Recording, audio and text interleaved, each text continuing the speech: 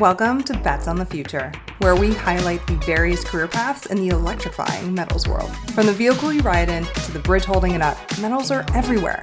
Why not in your career too? I'm Jennifer Betts, a metals industry veteran with almost 20 years experience, here to highlight these incredible career paths as told by the women who are living them. All right, I know everybody's eating lunch, but you guys might want to listen to this because I've heard about 15 people bitch today already that they're having labor issues, having trouble finding people. I'm here to tell you that you could be realistically overlooking probably half the population, people that could actually support and be a big part of your business. So today I'm here with 4 strong women. I was talking to my wife before I came up to this show, and she was saying, well, what are you going to do there? And I said, I'm going to have two conversations. One, I'm going to talk about growing your business, and the other one, I'm going to sit on a panel with 4 strong women. And I think my wife just smiled and said she wouldn't have it any other way. I had a strong mom, I had a strong grandma, and so I appreciate having a strong wife. And I appreciate the opportunity to sit down with 4 strong women that I think provide a lot of value to this industry. So I'm just going to give everybody a quick background, a quick bio on each of them, and we'll go from there. So to my right, Autumn Barnes. Autumn's the Vice President of Trade for United Metals Solutions Group. I like that name, by the way. Based out of New Jersey. Her career started in New York City, where one of her first assignments was to help sell steel scrap from the World Trade Center sites. She immediately knew this would be a lifelong career. After spending over 20 years at Sims, Autumn is well-versed and well-traveled in ferrous and non-ferrous world markets. At United Metals Solutions Group, she runs a global book of business. That's pretty impressive, Autumn. Next to her is Shawn Harre. Shawn is the Executive Director of Sourcing and Procurement at Cimco Resources in Illinois. Her career started answering a blind ad for a small family-owned recycling company with 3 locations. Over the next 12 years, she gained experience from the ground up, from operations to commercial roles. During the past 3 years at Cimco Resources, she's run operations, buys and sells for many of Cimco yards, including is responsible for local and industrial accounts, as well as purchases from scrap recycling dealers nationwide, and sells materials to foundries and steel mills. Bea Landa. I got it, Bea. You got it. Bea is the Vice President of Metal Procurement and Recycling for Novelis North America at Novelis. Bea's career started as a semi-pro soccer player and tax lawyer in Spain. She earned her MBA in the U.S. and joined a strategy consulting company for a couple years before finding her passion for manufacturing at Novelis. Bea has been with Novelis for 12 years in a variety of functions, including running the Greensboro, Georgia recycling plant. At Novelis, Bea started the Women in Novelis, a grassroots employee resource group to create an even playing field for women, especially at the plants. Last but not least, Jennifer Betts. Jennifer is the CEO of Recycled Media, Magna Metals, and Scrap Trader. She brings almost 2 decades of experience working with ferrous, non-ferrous, and ferroalloy metals, including movement via scrapyards, steel mills, and trading companies. Her experience moves through the full metal supply chain with companies like DJJ, AK Steel, Magna Metals, Argus Media, and Flat Global Metals. At Recycled Media, she's empowering the recycled materials industry to deploy up-to-date media techniques and strategies to spotlight opportunities and underscore the significance of metal recycling. As you can see, I'm sitting up on stage with some women that are not only contributing daily, but are holding big roles in big companies and small companies alike. So we do have the question and answer. On the app, there is the ability to ask questions. So before I kind of get into the questions that we prepared, if you have any questions or you have any thoughts or ideas that you'd like to ask, then feel free, and I'll get it here on my phone, and I will make sure that they get into this session. So a little bit of background on me. I grew up in a small family-owned scrapyard. My grandmother ran the truck scale. So I grew up, watching her deal with truck drivers and people selling scrap every day. One of my best stories that my dad tells is my mom running the handles on a car crusher, crushing cars out in the mud so he could load scrap and haul it to the West Coast. Later on, she'd move in the office and become our CFO. So I only know how to surround myself with strong people, and I only know women that have some drive. So my question to you is, there has to be something that each one of you have in common that has pushed you and propelled you in this industry in one fashion or another. And I'd like each of you to touch on kind of what you think has brought you to this point or has allowed you to create the success you have. And don't all go at once. Go ahead. So I would say we all have in common just a passion for the industry, whether it's, being on the ground like Bea has been, or Shawn has been, or Jennifer has been. We have this understanding together of how the business works. And we've been in the business long enough to know that it's something we want other women to try as well. And we're focused on supporting other women to do this. It's not just us. I'm learning about so many other women who are out there doing these jobs in recycling, and it's just absolutely incredible. And we shouldn't limit ourselves. It's like I was talking to Brett earlier, we have to be accountable for our actions as well. It's not just this, women's group, let's rah-rah talk about women. Let's really get involved. Let's form these groups and say, hey, you know what? We love what we do. We've been in the industry for 20-something years because we're passionate about recycling. But we're also passionate about bringing on other women into the industry and saying, hey, you know what? We make great livings. I make great money. And that's one incentive to bring more women in, is to pay them, recognize their value, and say, okay, these are your core strengths. How can I train you to be better? So I was very lucky in that aspect. I had a lot of people who supported me during my career, especially when I got started. It was an accident. I didn't really intend to do this. I was right out of business school, and I said, I need a job. And somebody offered me a job. And one of my first assignments was World Trade Center scrap.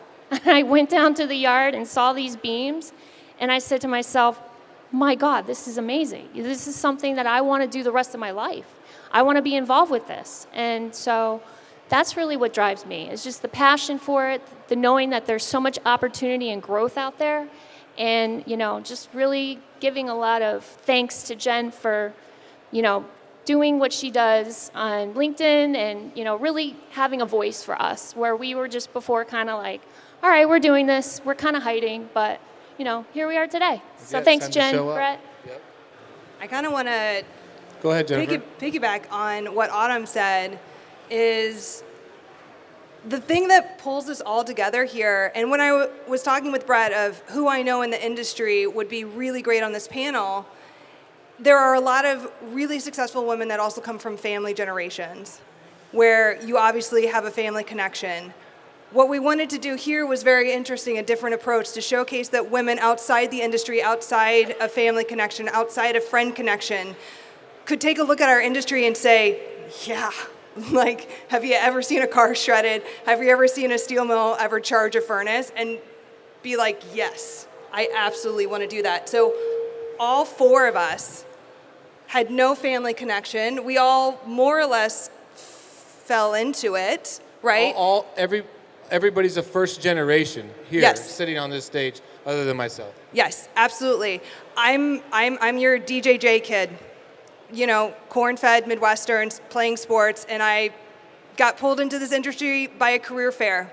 I was a bit naive. I didn't know what I was signing up for at all. I just heard company car, expense account, I get to travel. Yes. East side of St. Louis? Sure. South side of Chicago? Yep, let's do this. And it was supposed to be 6 months, and I'd reassess. I have a finance degree. I shouldn't be here. But meeting the individuals in this industry, how are we not screaming from the rooftops about how awesome our industry is, the people that are in it, to help recruit and encourage more people to come and join us? Bea, I want to hear your take. Yeah, I don't know if it's a combination of courage, thick skin, stubbornness. But I think, it's hard to be a female in this industry. Many times we are the only women in the rooms and having opposing views. But that's part of, if you're looking for somebody that is going to get their hands dirty, is going to voice, is going to be active, is going to step up and put a position there, then I think a lot of females that are attracted to this industry are the right candidates that you're looking for. And I'd say all of us have those characteristics. Shawn? Yeah, definitely thick skin for sure. Yeah, and just determination and not to take no for an answer. Just want to just keep plodding through and get to the bottom of it, Always wanting to know how things work. Do you think there's value in, we were talking about this ahead of time, and there's value in you guys also recruiting. It's one thing for me to say, yeah, I've found value in finding strong females to come on board and be a part of our business. But do you guys hold some responsibility yourselves to also encourage other females to, whether it's, I know you've started your own team at Novelis, and Bea, you could probably speak to this, but I think one of the things that I'd like for you guys to touch on is your willingness or ability to encourage more females to look at it versus, say, someone like myself saying, yeah, we should be looking out. Go ahead, Autumn. So like I said before, I absolutely encourage more women to come. And I think that it takes a lot of courage to do some of the things that we do. I'm not going to get on any kind of soapbox or anything, and it's not what this is about. It's really about encouraging women to come into the industry. And yes, people like us on this panel, we have to do our job to encourage those women to come out and do more for the industry. So that whether that be more involved with ISRI, because once you see and you lead by example, I do believe you'll see more come out. And of course, like I touched on before, the incentive is always, a very good career and very good compensation. So a career-driven female is definitely someone that could make a big difference, right? Someone that sees a potential ladder. Absolutely. I saw that as I started. There was so much potential. I saw the value in it, and I knew that the sky was the limit. Let me add to that. So we always talk about attraction, retention, and promotion.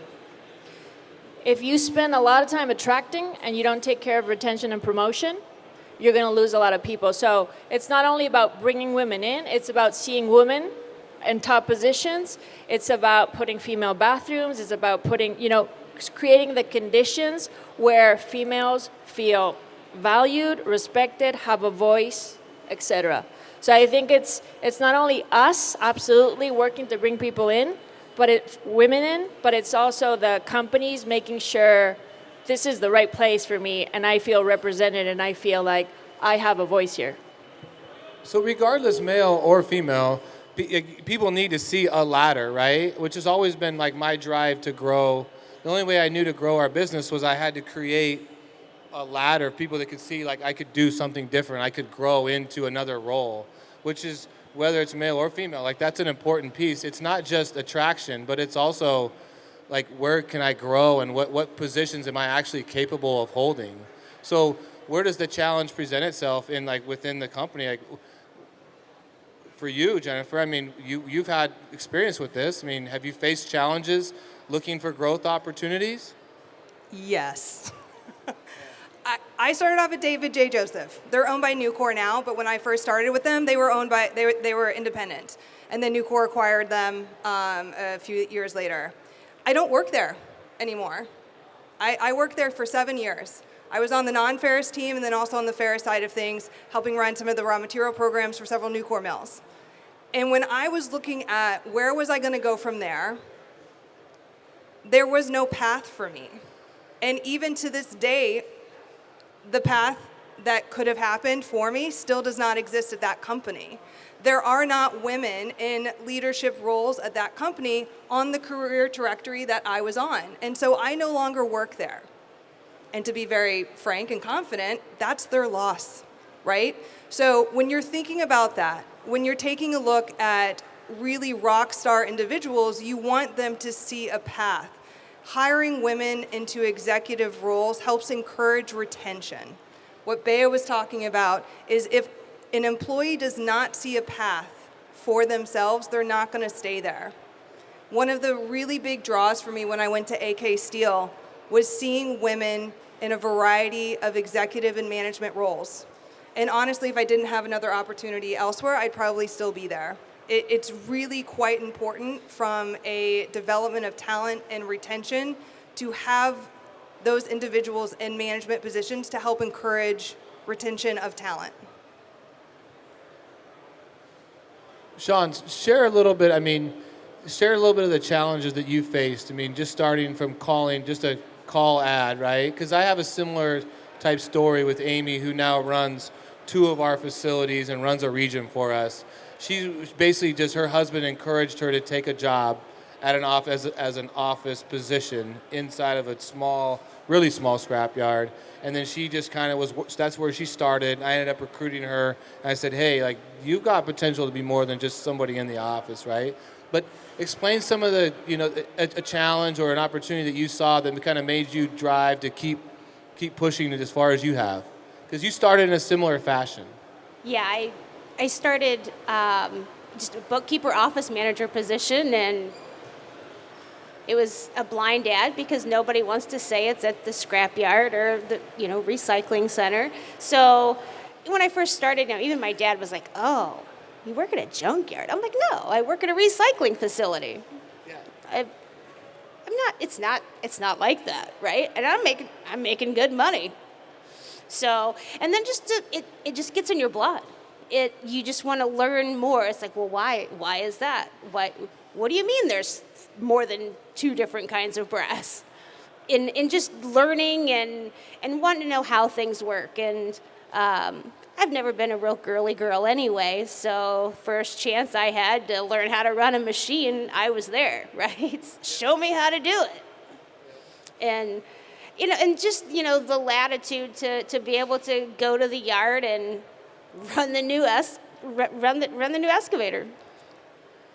So there's a certain amount of just internal, show me how to do it, I'm willing to do it, that the person that you're looking to hire, female or male, they got to have that in them, right? Because that's truly how you're going to grow within a company. Yeah, in this industry, it has so many different areas and aspects that, you can focus on one thing, or you can just, and if you don't like it, there's another part. You can stay within that company and just do something a little bit different. You don't want to run a machine, you don't want to deal with people. There's plenty of other things that we have, in this industry. So I would think that, and I want each one of you, I would like to see each one of you discuss this.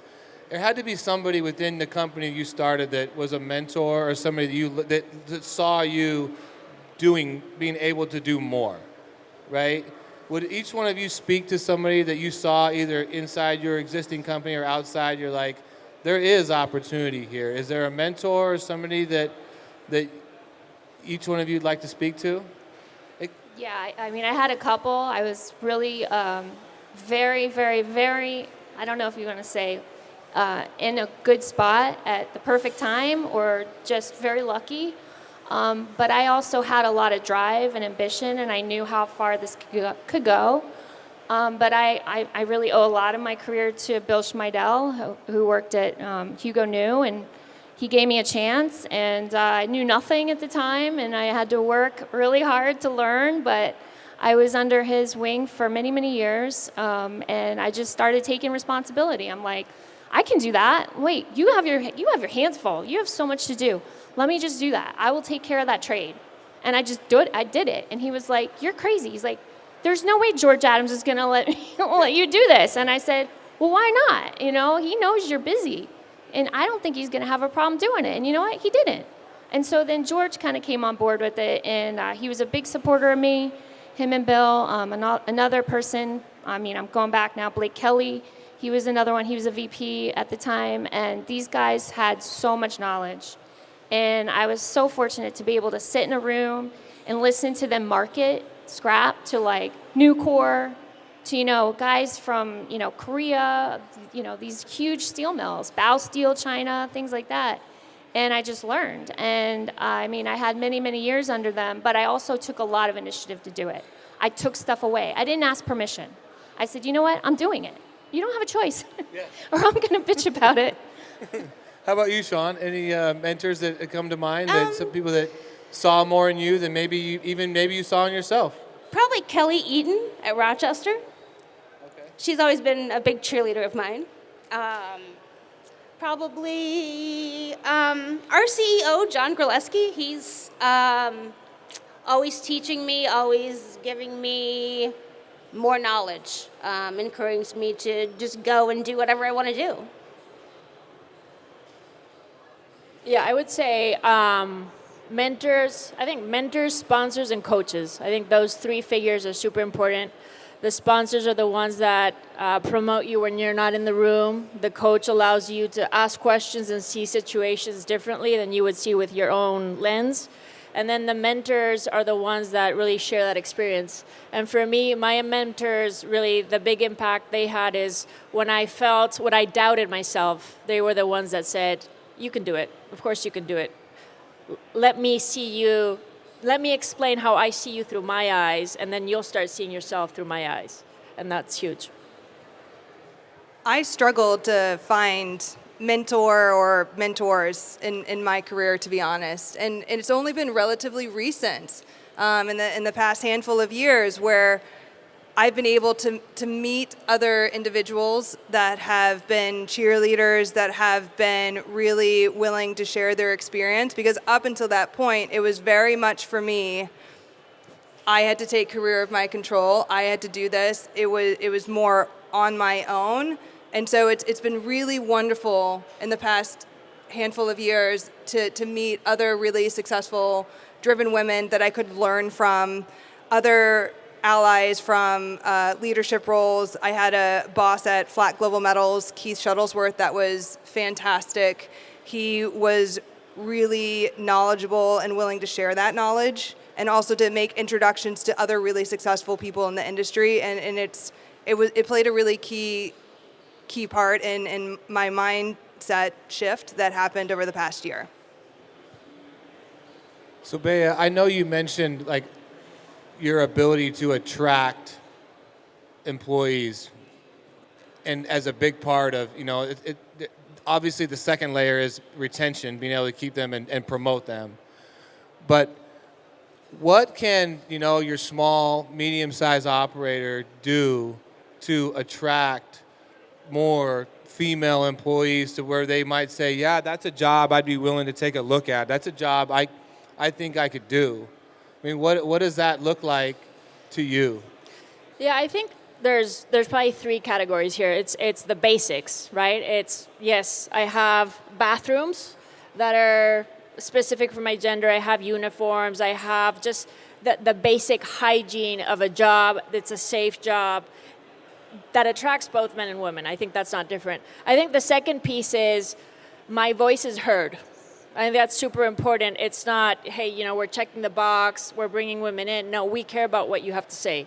Because at the end of the day, the diversity of thinking leads to better results. And this is factual. This is proven. So it doesn't, if you're in the room with, and I'm not picking, it'll sound like I'm picking, but I'm not, like three men that pretty much think basically the same because they have the same experience, then you're not adding a ton. You bring your wife into that mix. Yes, you might take longer to get to a result. It might be a more difficult conversation, but you will get to a better result.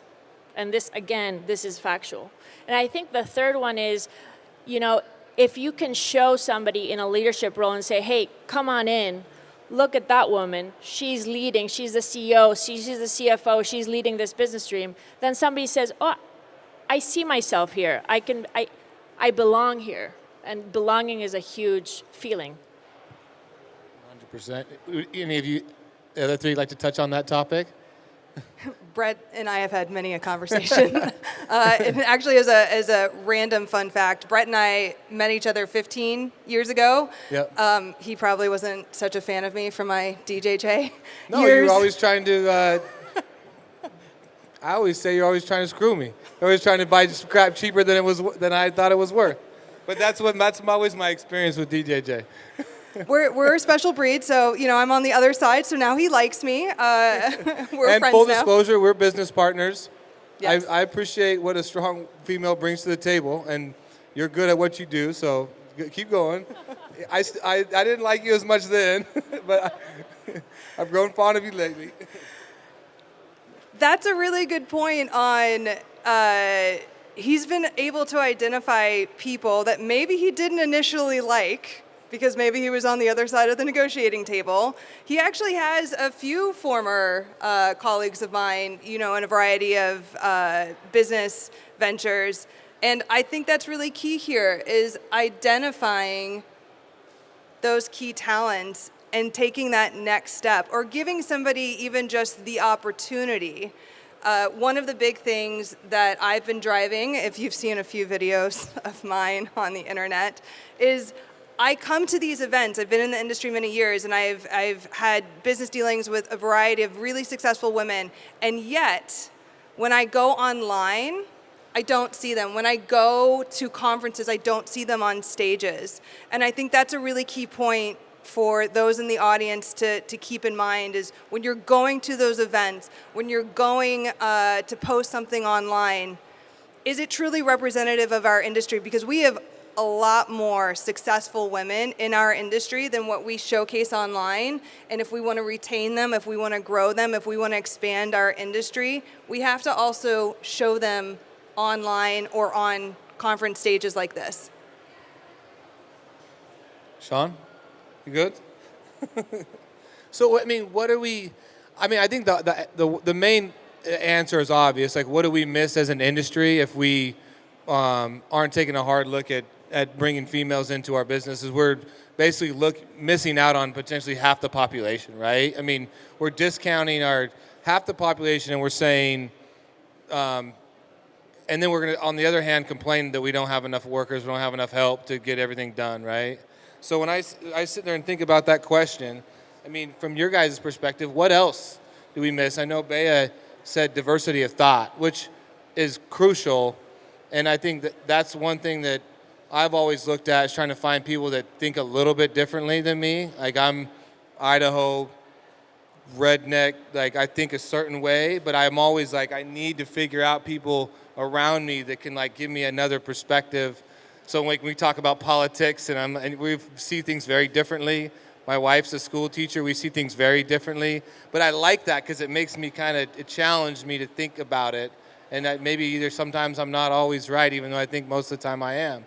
But how would you overcome, and when you start at a new job, how do you overcome and how do you present yourself in a way that is going to be, applicable to the environment? What do you have to do to convince people that you are there to stay and you want to see a career out of it? Everybody's a little bit different, but what have you guys done to push forward? I can talk. So I've had a pretty long corporate career, and then I took a plant manager role at one of our recycling facilities at Greensboro. And so the culture at the plant was actually, folks were pretty disengaged. It was just not a very good culture.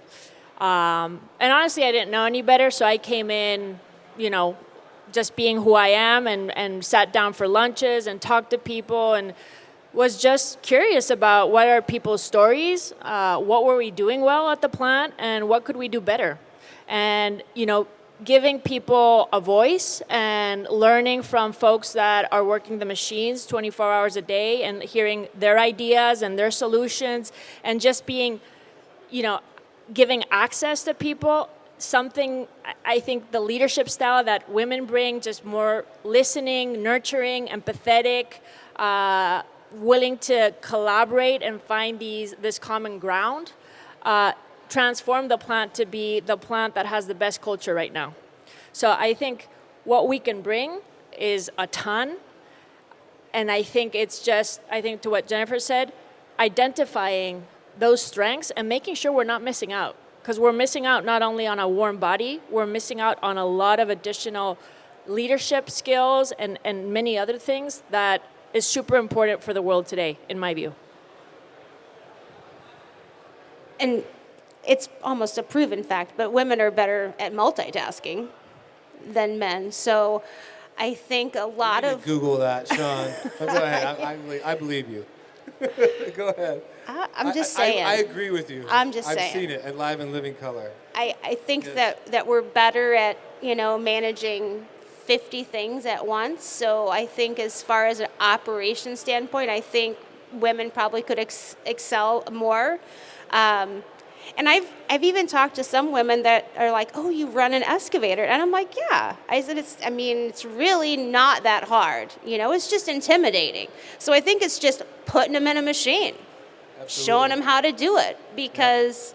Or giving them the opportunity if they want to be in a machine, right? Like, I think that's part of it. Like some women might be like, "I want no part of that machine, but I'm super interested in XYZ, what's going on over here. I want to dive into that." And it's probably that, but yeah, if you have interest in being in a machine, encouraging them to try it, because I tell you, the first time I got in an excavator, I'm like, I want to stay here. I don't want to go back to the office. Yeah. I want to do this all day. But I had to go back to the office. So, and it's just learning how to run those different machines. Some things, it's not my cup of tea, but you got to try it, I think. And I think that there's a lot of people out there that are just too afraid to try it. They're afraid they're going to screw something up. And you can't have that attitude. You just got to push people out of their comfort zone a little bit. And I think that we'll be able to get more people in the industry. I think it comes from the leadership, whether it's the female or the male. I think it has to come from giving people the ability or the bandwidth to try new things. And that just speaks to any of the people working on your team. You just got to give them the ability to, hey, I know you're in the office, go sit in that excavator, because it will give you an appreciation for the guy that runs the excavator all day. And the guy that runs the excavator, go sit in the scale house and see how many things you have to do at one time. You have to answer the phone. You got to grade scrap. You have to pay customers. There is that cross-training that's involved. Just let everybody kind of try it if they would like to, and just get a feel. And it gives you another respect for each position. So in your guys' eyes, what does the future look like for women in recycling? I know you guys, each of you have plans in your own way to push, and what do you see changing? Where are the opportunities? I want to give a quick fact on the manufacturing industry. The manufacturing industry, which I consider us to be a part of, right? We are the backbone to supporting manufacturing in the United States and North America. 30% of the industry is female currently. 30%. Granted, we make up half the population, but 30%. So we've got room to grow. By 2030, 35% of the manufacturing industry will be female. So think about that. If you are looking to grow your business, if you are looking for employees, for talent, there's going to be a 5% growth of females over the next 5 years, let's say. So think about that in terms of the opportunity that you have if you started today in addressing some of the basics like bathrooms and uniforms, all the way to management positions and showcasing that there is leadership opportunities down the road. There really is a huge opportunity for you to grow your business in this way. I'll add to that. I know you will. I like it. Let's go. I think, factual, the companies that start adding more women, again, diversity of thought, diversity of experiences, overall a better result, will end up on top of the competition, ahead versus other companies. And I think, just from a pure talent math, there's going to be more women in the workforce. It's up to each company to see how you really take advantage and leverage and put these women in specific positions, especially decision-making positions, to really end up on top.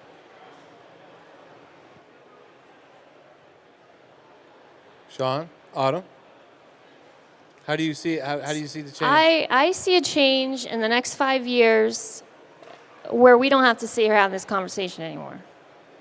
It's a moot point, right? The ratios start to work out, the numbers work out, more women come, and we don't have to have this conversation anymore. That's what I see. And I see that coming in the next 5 years. Where we don't have to have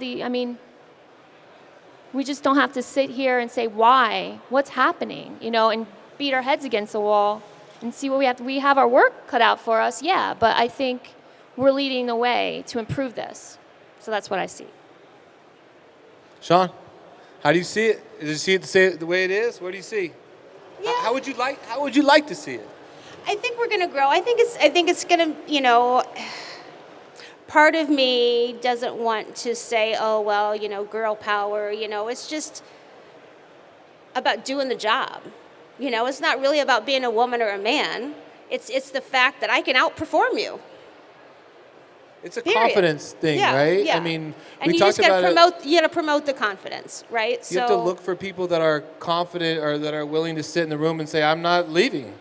Like when we were talking to Marissa earlier, I really liked her statement. Like when she came in, she's like, she heard us when we hired Marissa. We didn't hire her to come in and do marketing. We hired her for something else. But she heard marketing and she's like, oh, I'm in that room. I want to be in that room because I think I can add value, right? And I think that's the key. The quote, be so good they can't ignore you. Exactly. I can't remember now who said that. I think a lot of people have, but it's true, right? Yeah. And I want to add to it that I'm doing a session on how to grow your business tomorrow. And part of that session is just identifying good people, right? Like if you want to grow your business, you have to identify good people that can do tasks that either you're doing or that you need to add to your business, right? And I think that's part of it. And I think you guys have an important role in, like, at least for now, banging the loudspeaker and saying, hey, like, if you are a female in this industry and you are doing a good job and you are proud of what you bring to the table, like, be willing to stand up and say, yeah, I'm here and I'm ready to show you I can do the job just as well as anybody else here, right? As a quick plug for some of the resources that are available out there, there are several associations within our industry that are open to both male and female members, and they also have a lot of resources online. Check out Women in Manufacturing. They're very similar to ISRI's Women in Recycling and AWMI, which is the Association of Women in the Metals Industry. They have local and national chapters, as well as many resources online for businesses to learn and figure out how to grow and adapt in that way. So we're getting close. If anybody has any questions, please submit them through the app, and I will ask them the questions. But is there any parting shots, anything that you guys would like to add? That you're talking to small, medium-sized operators, right? I mean, there's a few larger businesses out there, but in generally speaking, like, that's what I like about this show.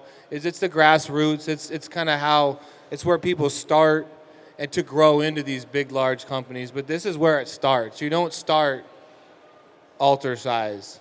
You don't start DJJ size. You start here, and then you work your way up, just as all of you guys have through your career, right? I mean, you've all started at a certain level and then have had to climb the ladder that existed within your company.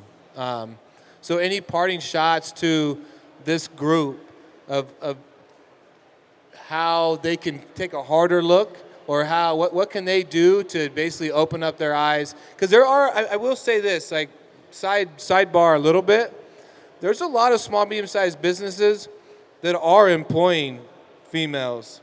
They just aren't loudly saying we are employing all these great people, right? So everybody, I want to just kind of hear your two cents on this crowd and kind of what can they do to grow their business with bringing females along. Train them. They want to do the work. We're here to work, and we have a lot of value, a lot of things to add, but training is absolutely necessary. The women are out there. It's happening. We're going to bring more. Like I said, we have our work cut out for us, but it's going to happen. But also, women have to take responsibility too. We have to have our voice out there and say, hey, this is something I want to do, and just get out there and tell them what you want to do. You just, like I said, the sky's the limit. You can do what it is that you want to do. You just have to have your intentions and set out to do it. That's all. From a recruitment standpoint, think about when you're hiring someone, what's the first thing that they're going to do? They're going to Google you. They're going to Google your company. They're going to look at your social media profiles. And if they see absolutely 0 women, do you think they're going to apply? Show them the successful individuals that are at your company. Show them the cool things that they're doing at that company. And you're going to open yourselves up to a wider talent pool and ultimately be more successful. That's a good point. Very similar point. Get engaged. I think this is not a women's opportunity. This is everyone's opportunity. So the more engaged you get, and having started Women in Novelis, the first question is, hey, I'm completely 100% on board, so what can I do?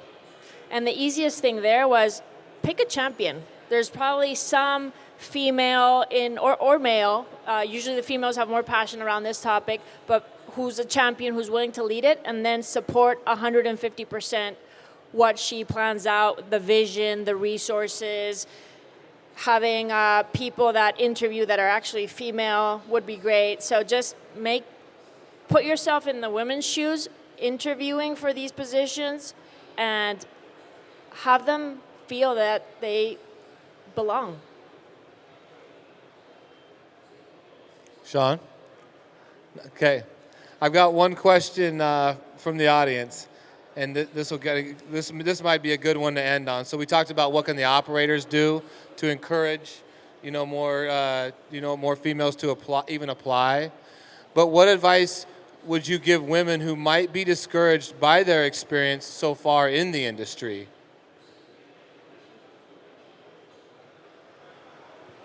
I would say that just because men are assholes doesn't mean that you can't just We're not say all assholes. Well, no, That's you're good. not Great all. quote, by the I way. mean, Gonna publish that one. Yeah. I'm clipping that. Great. Go ahead. I knew I'd do something like that. You just gotta voice your opinion. You just gotta say, no, I want to do that. Show me how. I Speak think, up. Yeah, I think you have to speak up and just not take no for an answer. You just gotta keep going. And if you don't like something, speak up, say it. Hey, I don't appreciate your tone. How about you step back a notch? Okay. On the operator side, I would get more involved in your local community from a high school or community technical college standpoint. In high school, I took one of those exams, aptitude tests. Do you know what it came back at? Construction. And I flipped the table and I was like, no, I'm going to college. Do you know how many years I wasted? The opportunity. I am fully back into this world. I'm very excited to go outside and check out the equipment out there. And yet, we don't even take a look at that. There are many women out there that are just as excited about operating equipment because they're giant toys. Let's be real, right? Safely use them, though.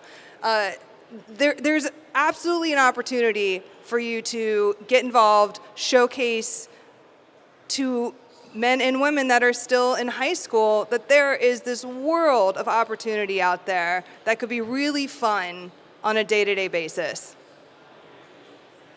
I think for the operator question, I would say make the company that you would want your daughter to work in. And I think if that's your North Star, you'll make it happen. Yeah. And I think for women that maybe are getting discouraged, there's a lot of power in numbers, right? When you're 3 in the room or when you're 7 in the room, it makes a difference. So bring in a lot of women that can make a difference and not just the token female. And I would say if you're a woman struggling at a company, reach out to another woman and say, hey, have you ever experienced this? How should I go about changing this narrative? How can you help me get to that point? Don't be afraid to move on. It's like anywhere you go, if you're not appreciated, somebody will appreciate you. It's just a matter of just being willing to move on. You know, I truly believe that. So I'm going to end it. I mean, I think I'm the ultimate guy's guy. I mean, I've always kind of like, that's just the way I am. But at the end of the day, you know, growing up and watching strong females like my mom and my grandma do what they do, I realized that it's an important piece of your business. There's a way to still be a guy's guy, talk shit in the office, and do what you're going to do in the right way and grow your business via opening your account. Opening your employee pool up by another 50%. So don't sit around and fucking complain to me that you can't find people if you're not willing to hire females to do the jobs. That's all I'm going to say. Thank you guys for listening.